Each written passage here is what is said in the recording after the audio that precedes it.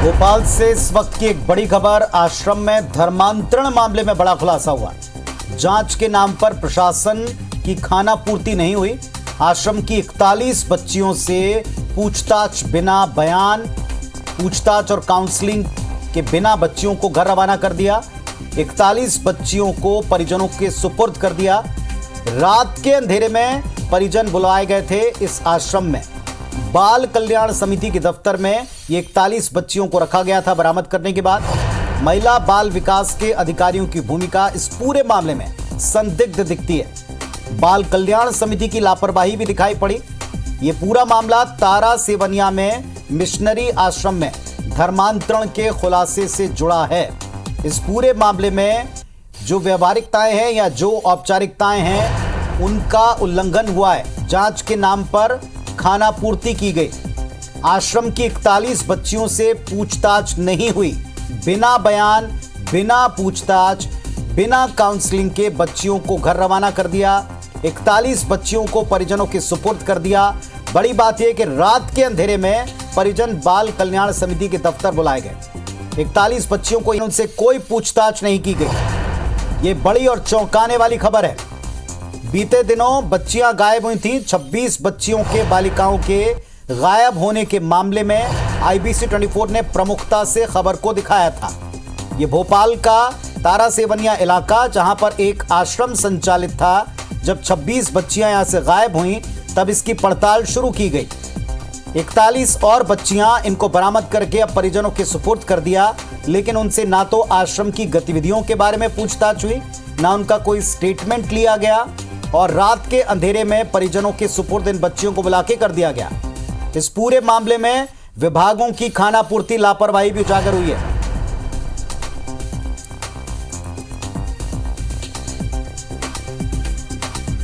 तो मिशनरी आश्रम में धर्मांतरण का खुलासा हुआ था और धर्मांतरण के खुलासे के बाद क्या लीपापोती इस पूरे मामले में हो रही है। हमारे सहयोगी ब्रजेश हमारे साथ में जुड़ रहे हैं भोपाल से। ब्रजेश, साफ इशारा मिलता है कि यहां उल्लंघन हो रहा था नियमों का। यहां कई ऐसी चीजें हैं जो पर्दे के पीछे चल रही थी, लेकिन बिना पूछताछ, बिना बयान के भेज देना, क्या मिलीभगत की तरफ इशारा है? लीपापोती हो रही है?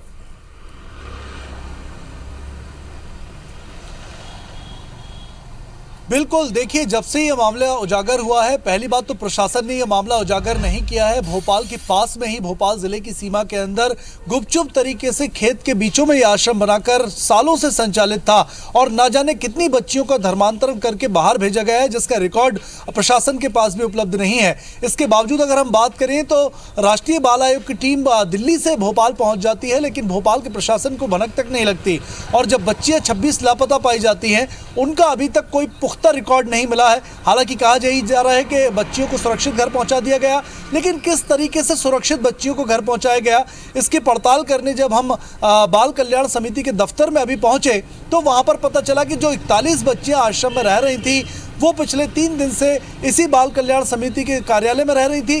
गुपचुप तरीके से रात के अंधेरे में परिजनों को बुलाए गए, जो कि भोपाल जिले के और आसपास के रहने वाले थे। परिजनों को बच्चियों को सौंपा गया है। लेकिन देखिए, बच्चियों को कड़कड़ाती ठंड में, पहली बात तो यहाँ हम अभी दर्शकों को ये जानकारी देने के लिए खड़े हैं, हमारे भी कान कवर हैं, गर्म कपड़े हमने पहने हुए हैं, शीतलहर भोपाल में चल रही है और विजुअल में हम दिखाएंगे कि बच्चियाँ जो हैं वो बेहद साधारण कपड़ों में है। ठंड में किसी तरीके के गर्म कपड़े उनके पास नहीं है, सर्दी से बचाव के इंतजाम नहीं है। इसके अलावा जो नियम थे और जो गाइडलाइन है, बच्चियों को परिजनों को सौंपने के पहले बाकायदा उनकी काउंसलिंग होती, पूरी पूछताछ होती, जांच के जो बिंदु थे, जो राष्ट्रीय बाल आयोग की टीम ने जांच के निर्देश जिन बिंदुओं पर दिए थे उन पर बयान दर्ज होना था, जिसमें 7 दिन के अंदर रिपोर्ट भी बाल आयोग ने मांगी है।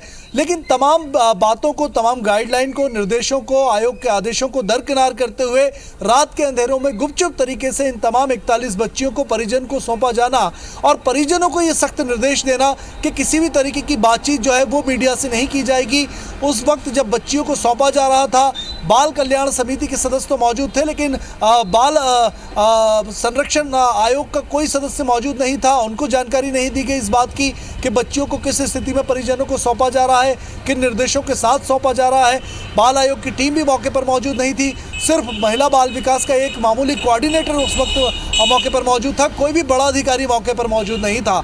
देखिए 3 दिन बच्चियां उस कार्यालय में रहती हैं, लेकिन उनके बयान दर्ज नहीं होते हैं। ब्रजेश, क्या ये पता चल पाया है, क्या हम ये बात मीडिया दर्शकों में को नहीं जानकारी में बता मीडिया को सकते हैं कवरेज कि करने ये से किन रोका जाता इलाकों है? के बच्चियां थीं?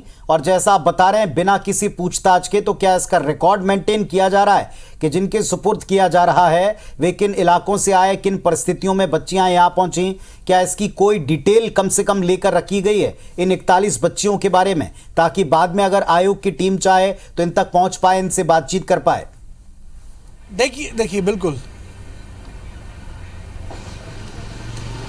सबसे बड़ी बात यह है कि परिजन जब बच्चियों को लेने पहुंचे तो उनका कोई आधार वेरिफिकेशन या पहचान वेरिफिकेशन नहीं किया गया। सिर्फ आश्रम में जो दस्तावेज और रिकॉर्ड में नाम मौजूद थे, मोबाइल नंबर मौजूद थे, उन मोबाइल नंबर पर कॉल करके परिजनों को बुलाया गया है और उनको बच्चियों को सौंपा गया है। हस्ताक्षर जरूर लिए गए हैं, लेकिन परिजनों का यही कहना है कि जो हमने बात की तमाम परिजनों से, ज़्यादातर आदिवासी हैं, गरीब हैं, भोपाल के आसपास के ग्रामीण इलाकों में रहते हैं, मेहनत मजदूरी करते हैं। 12 बच्चे आदमपुर इलाके के हैं, कुछ गोविंदपुरा के हैं, कुछ करौद के हैं, कुछ नीलबढ़ तरफ के जो आदिवासी गांव हैं, केकड़िया गांव, वहां के रहने वाले हैं। तो इस तरह करके 41 बच्चियों को आश्रम में रखा गया था, जिनकी उम्र 5 साल से लेकर 16 साल तक थी। 5 साल से 12 साल तक की बच्चियां तो सामने आ पाई हैं, लेकिन 12 साल से 16 साल की जो बच्चियां, 26 बच्चियां लापता हैं, वो कहाँ हैं, पुख्ता जानकारी किसी के पास नहीं है। हालांकि तमाम लोग यही कह रहे हैं कि बच्चियों को परिजनों को पहले ही सौंप दिया गया है और बच्चियां आश्रम से परिजन पहले ही ले जा चुके थे जो लापता बताई गई, लेकिन किसी भी तरीके का वेरिफिकेशन यह नहीं हुआ है परिजनों का कि परिजन ही है या कोई और व्यक्ति है जो बच्चियों को ले जा रहा है। खाली पूछताछ की गई और उनसे नाम पता पूछा गया। इसके अलावा किसी तरीके के कोई बयान दर्ज नहीं हुए।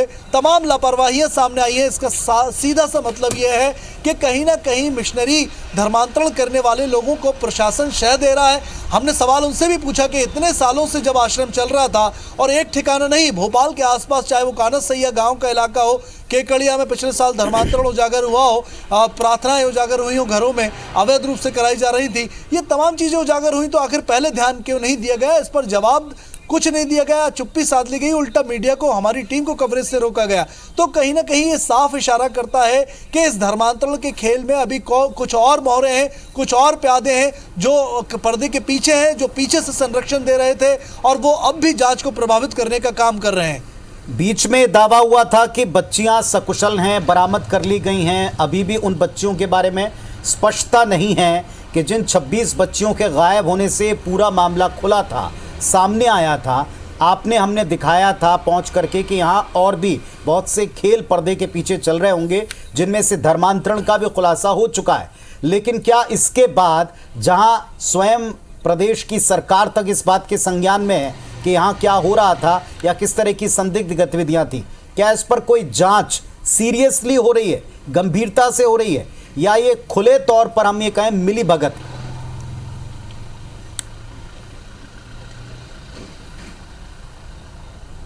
देखिए, अब तक इस पूरे मामले में सिर्फ जो आश्रम चलाने वाले हैं उनकी गिरफ्तारी मैथ्यू की हुई है और इसके अलावा कोई गिरफ्तारी नहीं हुई। अगर जांच की बात करें तो पुलिस की जांच अभी किसी मुकाम पर नहीं पहुंच पाई है। तमाम अधिकारी जांच की बात कर रहे हैं कि जल्दी जांच पूरी की जाएगी, लेकिन जो जांच की प्राथमिक चीज़ें होती हैं कि उसके अंदर जो आरोप लगे हैं, जो राष्ट्रीय बाल आयोग की टीम के सामने जो बातें बच्चों के बयान में सामने आई थी कि यहाँ उनको हिंदू देवी देवताओं के नाम लिए जाने से मना किया जाता है।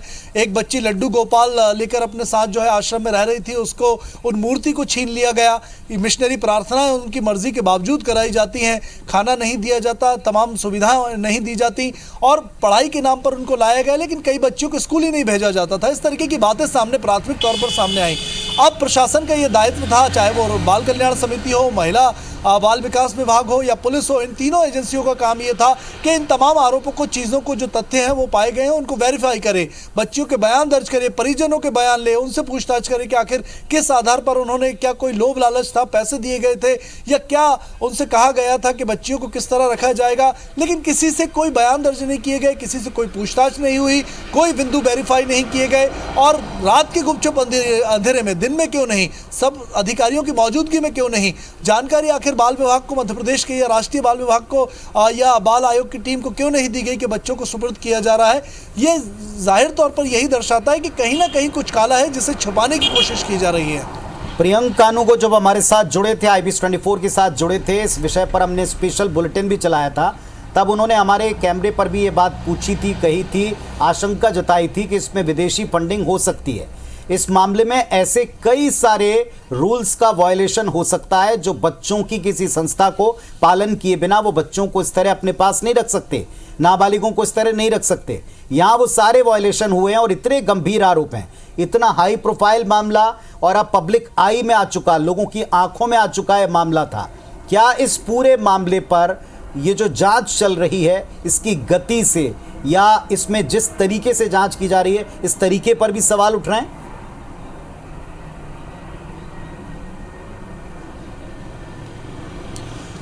बिल्कुल, देखिए सवाल अपने आप में काफ़ी है, लंबी फहरिस्त है, क्योंकि परिजनों को यहाँ पर जब बच्चियों को सौंपा गया तो उनसे साफ तौर पर ये कहा गया है कि अब जो मीडिया मौजूद है उससे आप बात नहीं करेंगे। IBC 24 की टीम एक्सक्लूसिवली मौजूद थी मौके पर। हमने परिजनों से बात करनी चाहिए तो परिजन कुछ भागते हुए दिखे, कुछ परिजनों ने आश्रम की तारीफ की और कुछ परिजन ऐसे थे जिन्होंने वाकई संदेह जताया कि कुछ गड़बड़ झाला है, ना पूछताछ की जा रही है, ना बच्चियों से बयान लिए जा रहे हैं, ना हमसे कुछ पूछा गया है। सिर्फ हमसे ये कहा गया है कि आप यहाँ से बच्चियों को तुरंत ले जाइए और जाके अपने हिसाब से फिर आगे पालन पोषण कीजिए। मीडिया में या किसी भी व्यक्ति को कोई बयान इस बारे में देने की जरूरत नहीं है।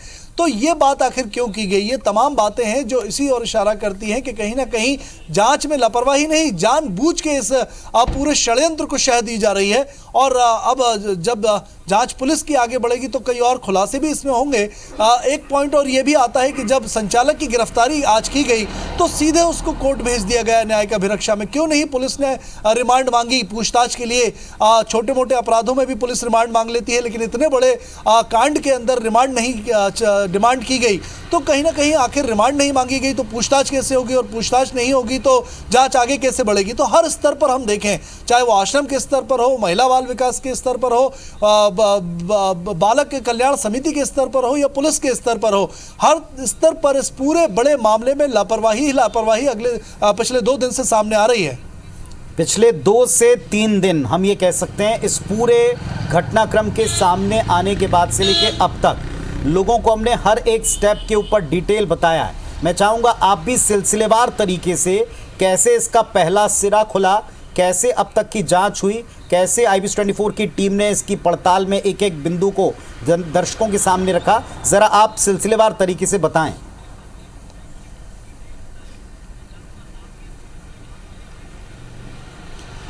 बिल्कुल, देखिए पूरी घटना 5 जनवरी की है, जब राष्ट्रीय बाल संरक्षण आयोग की टीम जो है वो प्रियंक कानूनगो की अगुवाई में यहाँ भोपाल से 20 किलोमीटर दूर जो तारा सवनिया गांव है वहाँ पर खेतों के बीच में बने हुए एक मिशनरी आश्रम में पहुँचती है।